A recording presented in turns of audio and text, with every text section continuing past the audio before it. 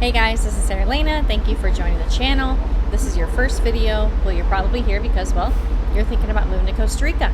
And one thing that I love to do is I love to have specialists come in and talk about certain topics that are, even I have a lot of questions about, or just things that I really think that you guys need to know. And today we have Jerry Werth. If you need his information, it'll all be in the description below, so don't worry about commenting, oh, can I have his contact? It's all going to be down there for you. And Jerry specializes in drilling wells. So if you're not moving to Costa Rica, if you never plan to buy land or own a property or build, then this topic probably won't be really interesting to you. But if you are, then I would say definitely stick around, because he's got a lot of information, and it's really interesting stuff. Things are definitely done differently here in Costa Rica. Jerry's an expert in it, and if you're thinking about buying land, building, water sources, all that good stuff, he's definitely your guy that you're going to want to talk to, and definitely check out the rest of the information. So, all right, Jerry. So what I love to do when I have people on here is, first of all, have them introduce themselves, kind of how did they end up in Costa Rica, maybe a little bit of your own background story. No, thanks. Take it from there. Yeah, thanks, Sarah. Thanks for having me on your podcast. But I'd like to do a little plug for you, because I think your viewers are very fortunate to have somebody like you. When I moved here 23 years ago, it was boots on the ground, man, and we just kind of had to figure things out as we moved along. So it's really good. I went back and I seen a couple of good and you're covering everything, so that's great. A little bit about myself. I'm originally from Colorado. I moved to Costa Rica in 2001, and I've been in drilling, my whole life. I've been in the water resources type field my whole life. And I came out here, I had 2 young boys, and my original plan was to just chill and relax and enjoy the things that Costa Rica has to offer. And in the midst of that, I was in Nosara, and I bought property, and we were moving along with our plan for that property, and we had no water. So as luck has it, we were pushed back into drilling again after like an exhaustive search for a good company, and nobody really knew. Nobody ever gave me a straight. Like, I went through everything that everybody else has went through, 3 different answers for one question. And so I was just like, I think we need to get back in the drilling. And, one thing about Costa Rica is that it's very rich in diversity and very light on infrastructure, and even lighter on efficiency. So, it's once you get past that point, my job is to make your life easier when it comes to in terms of water. And a lot of things that people don't realize being down here is that although this is a beautiful country, there's a lot of, I like to compare Costa Rica to the States back in the 50s. We have a long way to go to get our infrastructure up. And I don't know, it confuses me, Colorado, people build their homes up in the mountains. Almost every one of them has a well, but I don't know here. I think people just think, okay, well, it rains a lot, we're not going to have any water problems, where water can be a problem here.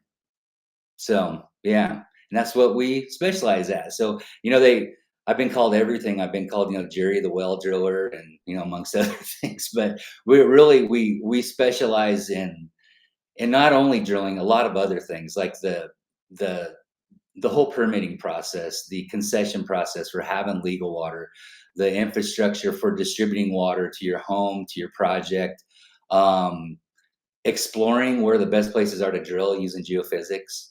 So yeah, anything other than coming to your house and fixing your plumbing, we can take care of it when it comes to water.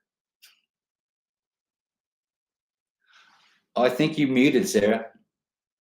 I did mute myself, sorry. Okay, just in case there's any background noise. But yeah, I definitely have some questions for you. I do want to note that I'm in an area right now. So I'm in Estidio, so it's kind of in transit today, as I told you. And this area is notorious for having water issues. I have a friend in this area who they had an Airbnb, and they had to end up moving kind of pretty much back into it because they couldn't Airbnb it because there was never the water. Like during dry season, everyone was out of water. This area is notorious, let's say, for not having water. Not everything. So for me personally, in my property, I'm on what's called the Aya. So I'm on the city water, and we've been rationed before, but not. The first time that ever happened was last dry season. Now, why would somebody perhaps, when someone comes to you, what are the reasons that you're seeing that they need a well? So why is it that they need a well? Maybe from someone who's starting from scratch, who doesn't understand how water works in Costa Rica, like I'm on an Aya, city water. So Right. why would someone else come to you and say, Well, okay, so we can. I'll go like 3 different rounds, and we when you're drilling, okay, when you're starting, if you're building a home, and one of the most common problems that we run across is that you were told something different than the reality. Okay, and there's Costa Rica makes it complicated in the bureaucracy of how water is distributed to private citizens. And so that leads to 3 different routes of getting your water. You can do, and I'll do it like the way I like to do it. Is it a private water well? That's a absolute private system. You have 100% control over it. The second route is hooking to an asada, or as you called it, AIA. An asada is a rural water board that's governed by AYA. AYA is like our federal department that manages water for public citizens, for citizens. Let's just say that. And then the third route is what we call a horizontal condominium. So, and they call it horizontal condominium, but it's really just a subdivision. So when you develop a large piece of property with multiple lots, if you go the route of horizontal condominium, basically you're making a master plan for this project. You're drilling the wells, and then you're managing that water system for that subdivision.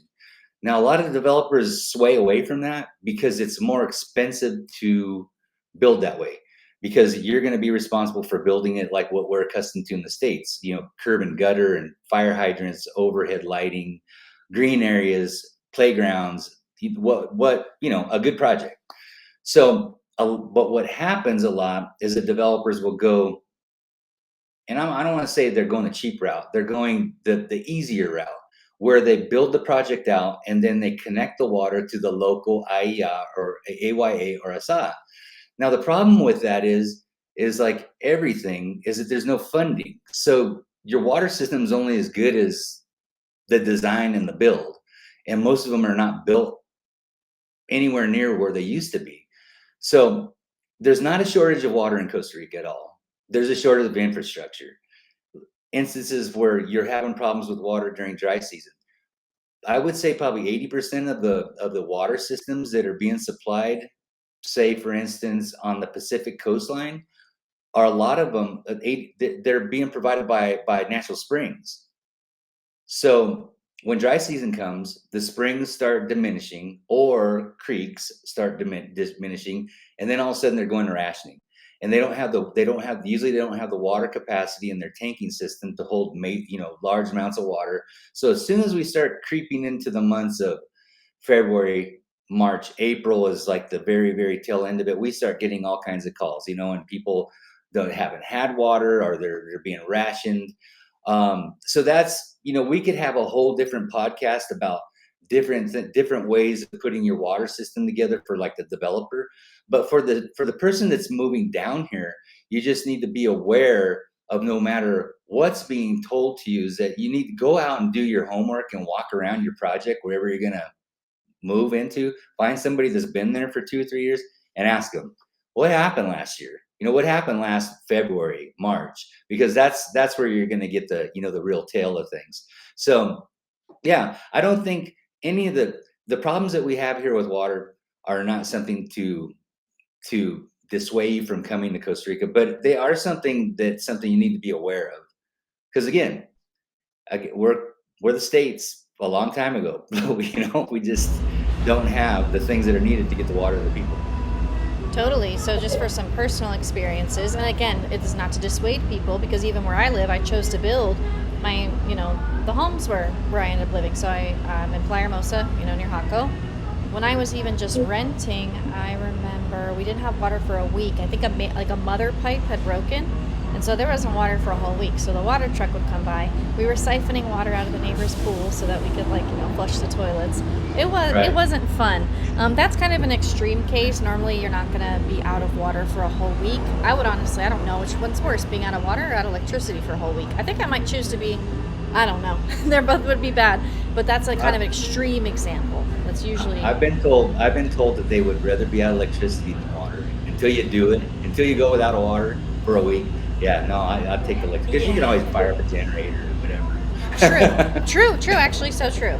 So that was one thing, and then another case. Actually, I have a question again. Well, so just like my old landlord, I sent him over to you because remember our community or our. So my condominium is on 1 meter, and then everyone has to pay to the condominium, and then they pay IA. So my condominium where I live went the IA route. I did the city water versus drilling their own well.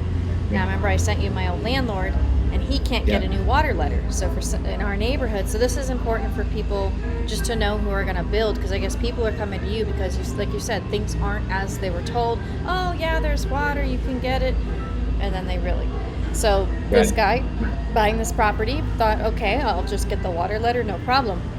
Maybe he didn't know that IO was not giving any more water letters for the community. Now, do you know why that is? I don't remember. Is it just too much development in that particular area, or?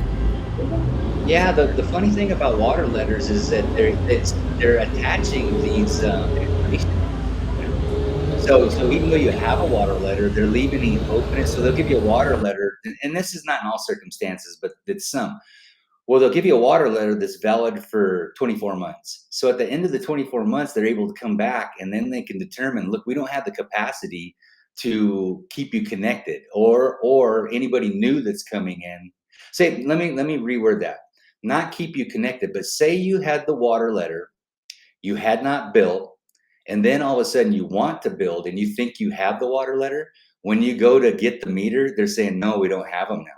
So that I've ran into that a whole bunch of different times. So those are the things that you need to really be aware of. And like if you do have the water letter and you don't plan on building, put the meter in, even if you have to pay 10,000 colones a month, so that you know you have that water there. Now your landlord, he's an interesting case, and we run in this too. Costa Rica has regulations on setbacks for wells, and it's to prevent contamination from getting into the aquifer. And it's a little strange how they do it. They do it in a distance from the well. So what they figure is that if some type of contamination is poured onto the subsoil, it's going to have to migrate a certain amount of distance from the well before it enters into the formation, into the aquifer. Whereas in the States, we do things a little bit different. We do distance, but it's kind of like a blanket type thing that we just put on everything. I think it's like, a 15-foot radius, which is nothing. But then what we do in the States is that we will seal the well between the casing and the drill boring with grout. Grout's basically like cement with some clay in it to keep it pliable. So any type of contamination that's poured onto the surface of the soil has to go past the grout into the casing. Now, why is this important? Well, like your landlord, we have to maintain a minimum 10-meter radius around a well, that you cannot build anything around it. And so that's 20 meters in width. So his property was only 17 meters wide, and we could not get that setback. So he was bummed. We're always bummed when we can't help people, but you need to keep that into perspective. If you're thinking about getting a well, it needs to go into an area. Like we always say, it could go into your parking area. It could go into a green area that's on your property, but it's a 10-meter radius. So you're going to be dealing with 60-meter diameter space. So those are some of the things that go along with the well. Yeah, that's really sorry. That's really important. So someone should really think about the size of the property that they're buying too, to make sure that it's, I guess, will it be big enough? I'm sure my property wouldn't be big enough. I already know it wouldn't. I guess we're good so far. So far so good. Yeah, it's interesting. So people are coming to you typically because they're having a hard time with the city water, or maybe they're finding the city water to be unreliable. I guess what would be your top grievances as to why people are saying, "Oh, we got to do this well"? Yeah. Well, most of we divide things into commercial work and private work. So 50% of our work is commercial or government work with large diameter municipality type wells. And then the other 50% would be like residential wells. And most of them are going into, when we're dealing with them, let me go back a little bit. When you drill a residential domestic water well, that's for the property that the well's drilled on. Okay. And this is another thing that Costa Rica does a little bit different than maybe somebody that's accustomed to drilling wells in the States or Canada or even Europe. Once the well's drilled, you need to apply what's called a concession. A concession is like your legal right to extract X amount of water from this water well. So that would be your water letter for a water well versus the water letter you would get from ASADA. So you have the right to connect two different properties onto one water well, domestic water well. So if it's you and your neighbor or whatever, you could drill the well, share it legally between the two wells, but you can't do 3, and you can't definitely do 4. It goes into what they consider a public water source. So if you're coming down and you're living, domestic water well, if you decide to share, you can share. But if you're coming down to develop, you need to call me, because there's all kinds of different ways that we need to go for distributing water to multiple lots on a project. And I've touched a little bit on horizontal condominium and ASADA, but all the different procedures that are involved with doing it. So yeah, and people that call us, man, we get like the range of everybody, like people that are building their homes, people that are having problems with their ASADA, developers, yeah. So here's a fun question, which I kind of learned from you last time we spoke. What if, someone bought a lot, they bought the lot in August, they've been getting their plans all drawn up, they're going to submit it to the muni, but then they realize, they don't have something with the water, they got to do a well, they're planning to start their build in January. How's that going to look? If they have to do a well now? No, you need to contact me way before that. Yeah, that's what I'm saying. Definitely. It's a year-long process. It's a year-long process to have your legal water, and our part moves fairly quick. And that's a very good question, Sarah. Thank you for bringing that. Our part moves quick. We can get a permit to drill, and we can drill the well within 2 to 3 months max. But that concession, that paper that you need to show that you have legal water, takes anywhere from 6 to 9 months, and it's all done through the Department of Water. It's just shuffling paper.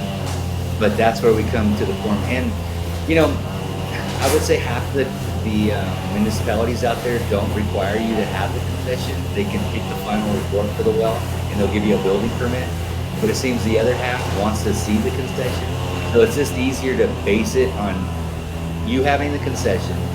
And, it makes your project much smoother. When you're moving to a foreign country, first thing we need to remember when we come down here as foreigners, that you're going to have to key it back, way back, compared to what you're used to.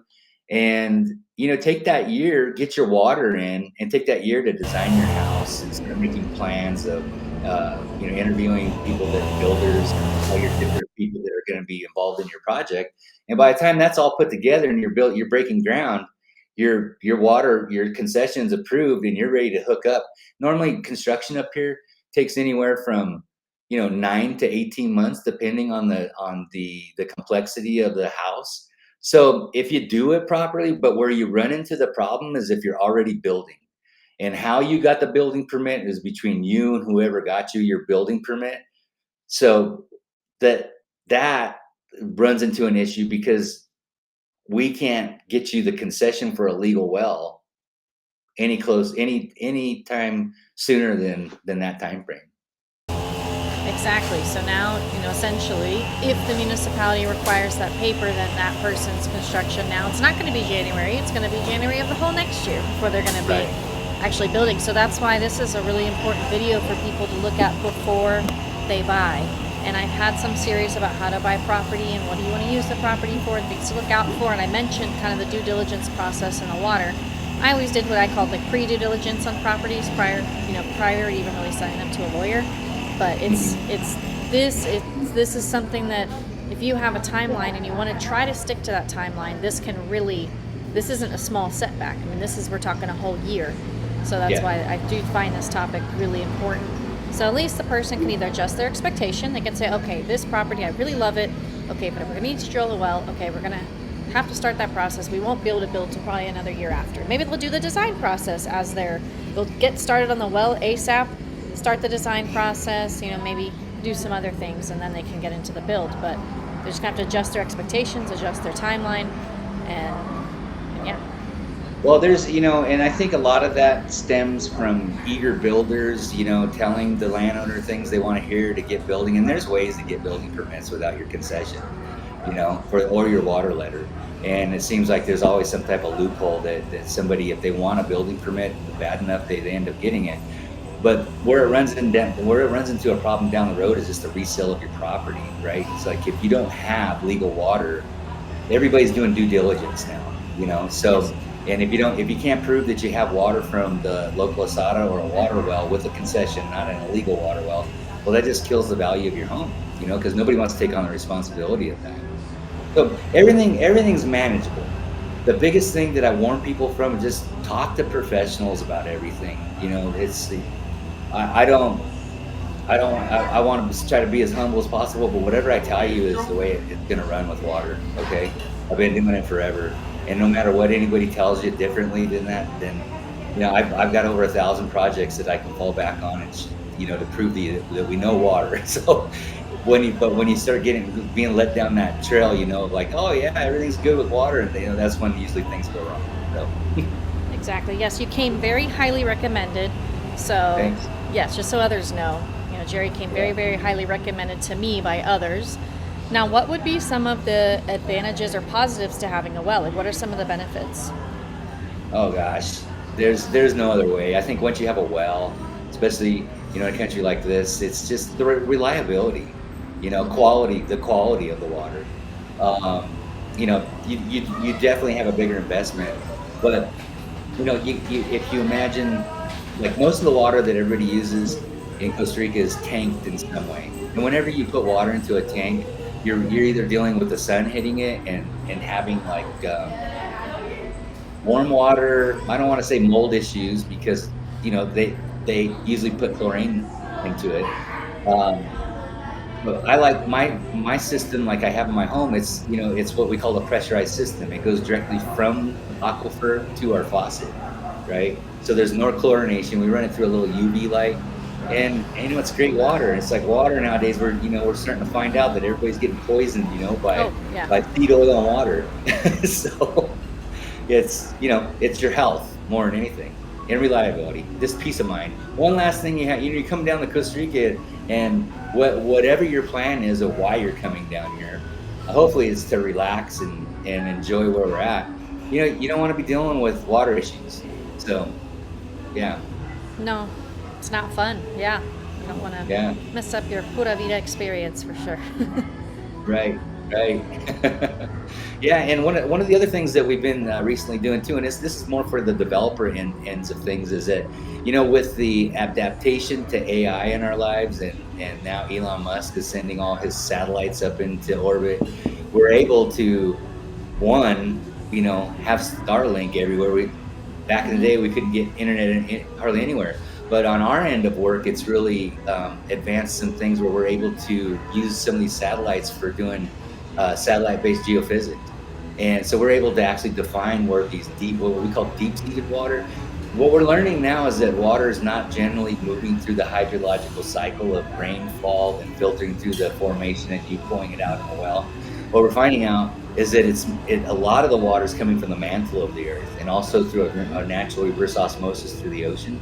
And so we have these deep-seated aquifers. We're able to see where these fault lines are with satellite technology. So developers, before you even buy the property, contact us because we can map out the underground water flows.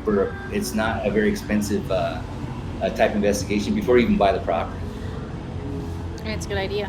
If someone's really concerned about it too, or again, now the internet, I have Starlink, now that you can pretty much put internet anywhere, having the well, you could, as long as there's electricity, let's say, some people like to buy properties that are really large or more remote, where they're not, close to other people. So this sounds like also another avenue where people would need that. Like city water doesn't exist out there, so everyone has a well or some kind of something.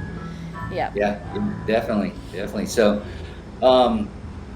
yeah, and I don't know, but how do you see your end of work on things? We're seeing a lot of people coming down here nowadays, so it's there's always just a ton of questions that happen, and we hope that if you need any type of expertise when it comes to water, pumping systems, or just general information in the realms of construction industry, we've pretty much seen it all. So yeah, I appreciate you sharing your expertise with us, and I did want this video to definitely happen because I do think it's something that I don't want people. I want people to be aware of this before they buy, because this could be one of those things that makes that.